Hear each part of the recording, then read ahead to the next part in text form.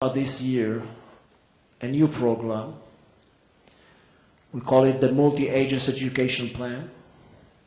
And by that program, by the implementation of that program, we are going to provide emergency education every second year in the school system. The second issue is Civil Defense Custodian Plan. Up to now, we train more than 3,000 people. These 3,000 people came from all governmental agencies, from all local governments, from all kinds of factories, firms, and so on. In a few years, we're going to have thousands of people who got any sort of education for emergency. Well, the following issues concerning the distribution of information during war. The Home Front Command has its own spokesmen in every major TV channel. It was well proved during cancelled operation as an essential element. We have our own call center. We have connectivity to all municipal call centers in Israel. There are some 200 call centers, local call centers in Israel. We have an officer in each one of them. And we have a system, well, a bunch of loudspeakers in order to provide information for civilians by the troops who are working on the ground.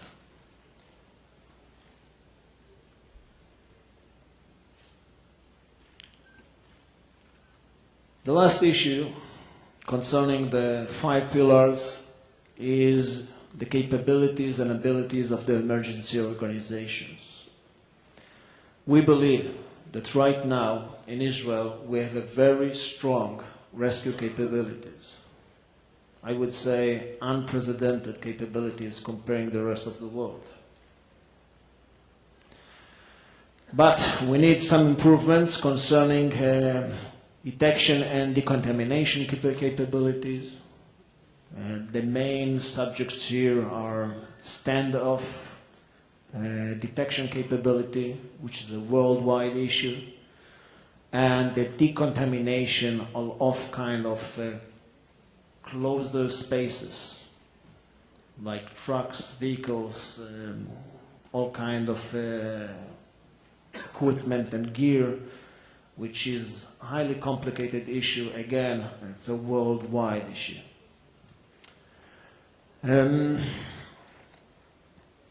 We have a bright and encouraging vision for interoperability, another hot topic in the emergency arena.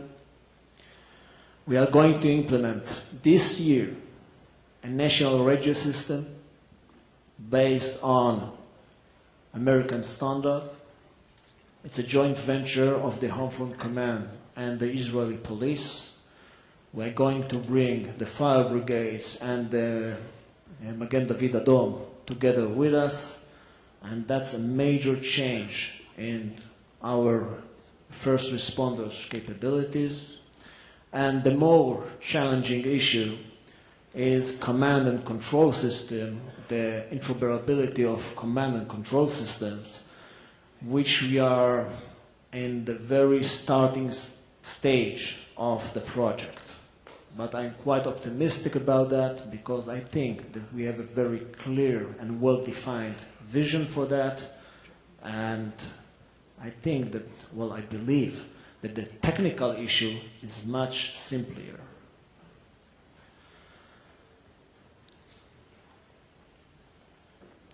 I believe this is the last.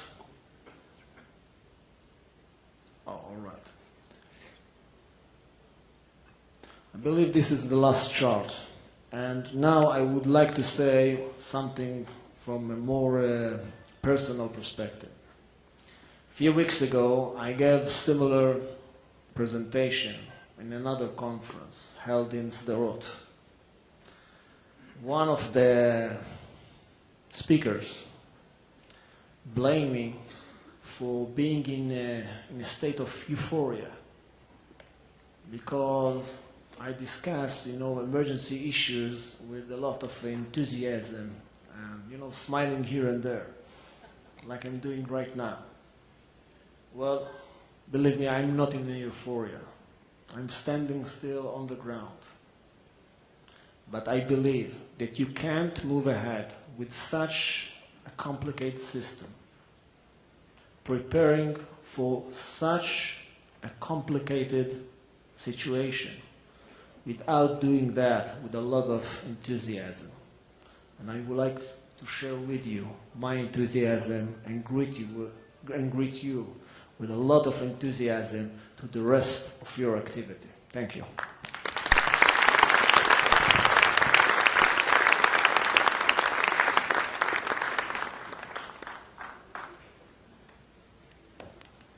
Thank you very much, Major General Golan, for educating us on the true meaning of what emergency routine is, something that usually looks contradictory.